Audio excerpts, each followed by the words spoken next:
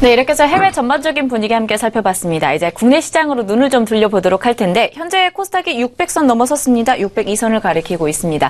어떻게 보면 이 정치적인 불확실성이 하나 좀 제거가 되었다라고 생각되면서 저가 매수가 들어오는 것으로 풀이가 되고 있는데 앞으로 상승 여력에 대해서 우리가 조금 안심하면서 지켜봐도 좋을까요? 어떻게 보고 계십니까? 이 부분은 다소 민감한 그리고 사실 약간은 불확실한 그런 상황이라서 단정적으로 얘기하는 것은 상당히 조심스러운 측면이 있습니다. 그래도 어느 정도는 현재 최악의 상태는 벗어났다는 것으로 해석할 수 있는 그런 측면은 분명히 있다는 것이죠. 일단 그동안 우리 경제 및 증시의 발목을 붙잡았던 가장 큰 요인 중에 하나, 정치적 불확실성의 상당 부분 해소됐거나 완전히 해소된 것은 아니죠. 어쨌든 상당 부분 증시에 반영이 되어 있는 그런 상태입니다. 따라서 지금 어느 정도 정치와 관련된 그런 환경은 가닥에 잡힌 그런 상태라는 점에서 본다면 경제 쪽이거나 증시 쪽에서의 초미의 관심은 정치가 아닌 경제 쪽으로 현재 지금 턴하고 있는 그런 상태라는 점에서 일단 바람직한 그런 현상이 이렇게 볼 수 있는 것이고, 그것은 국내뿐만 아니라 국외에서 우리를 보는 시각도 또한 마찬가지가 되겠습니다. 그 점은 이제 분명히 현재 호재다운 그런 분위기라고 이제 말씀드릴 수가 있겠고요.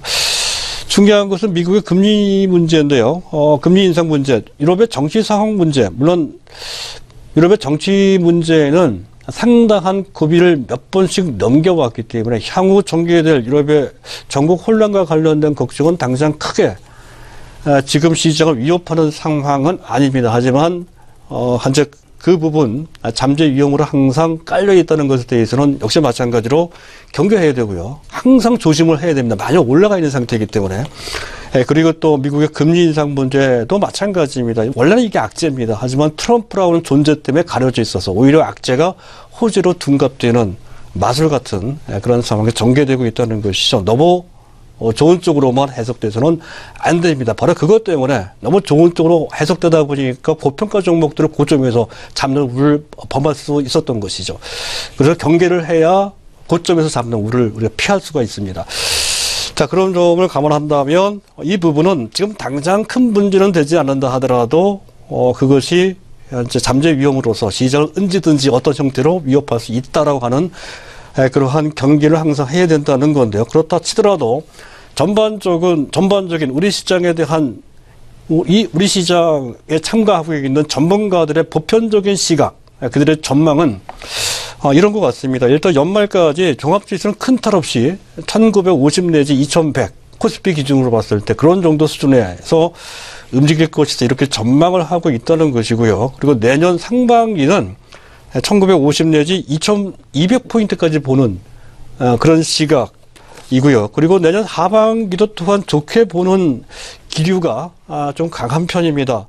1980에서 많게 보는 시각은 2350 정도까지도 올라갈 수 있다라고 하는 낙관적인 시각까지 내놓고 있는 상황입니다. 전체적으로 코스피 종합지수의 최저점은 1950포인트 이미 찍었고 이 상태에서 얼마만큼 더 많이 올라갈 수 있느냐 여부의 시각의 상당 부분이 현재 그쪽에 쏠려 있다는 것을 우리가 알 수가 있는데, 어쨌든 비교적 낙관적인 시각이라는 것에 대해서 어느 정도 인정할 수 있는 부분이 분명히 있어서 우리의 시각 또한 그런 쪽으로 보실 필요가 있다는 점 개인적으로도 현재 말씀드릴 수 있겠고요.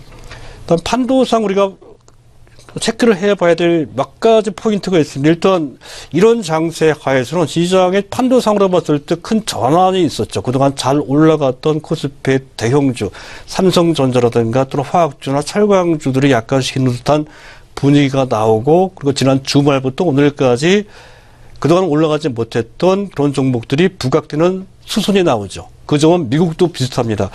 이 부분은 좋은 점도 있지만 앞에서 말씀드렸듯이 막판에 나오는 막판보다는 이제 보통 후반 부분에 나오는 현상입니다. 그래서 그 부분과 관련된 경계는 좀 해야 된다는 것이고요. 또 한 가지는 오늘 그 섹터별로 보면 몇 가지 특징이 있습니다. 가령 식품 음료 같은 경우에는 라면값 올라가죠. 소주값 올라가고 과자값에다가 또 각종 밀값도 올라가고 말이죠. 현재 또 빵값도 올라간다고 하죠.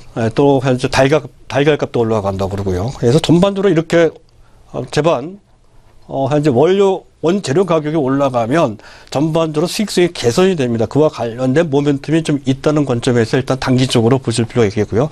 화장품 섹터 같은 경우는 이렇게 볼 수도 있습니다. 현재 전국이 이제 바뀔 가능성이 있다는 것이 이렇게 된다면 한중 외교 관계도 조금은 개선될 소지가 있다는 것이죠. 물론 시간이 좀 필요하고 그렇게 안 될 소지도 있기 때문에 경계를 해야 됩니다만 어쨌든 그렇게 된다면 그와 관련돼서 또 사드 배치와 관련된 우리 현재 보복을 받고 있다라고 생각하는 분야, 뭐 현재 엔터 관련주 또는 현재 화장품 관련주도 모멘텀이 나올 소지가 있다는 관점으로 볼 필요가 있다는 것이고요.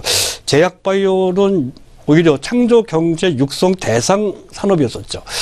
그거가 관련된 약간의 차질이 생겼습니다. 해서 오히려 조금 중기적 관점에서 본다면 약간 악재적인 그런 상황이 될 수 있다는 것을 감안을 할 필요가 있다는 것이고요. 또 한 가지 중요한 것은 국민연금 벤치마크 복사 지침이 폐지가 됐죠. 이것은 중소형주한테 상당히 도움이 되는 일입니다. 삼성전자가 오늘 약한데요. 아마도 벤치마크 복사 때문에 즉 현재 더 이상 중소형주를 팔고 삼성전자를 매수해야 되는 그런 상황에서 벗어났다는 것이죠. 아마 그것과 관련되어 있습니다. 따라서 어느 정도는 중소형주한테 유리한 장세에 펼쳐질 수 있다는 것까지 염두에 두실 필요가 있겠습니다.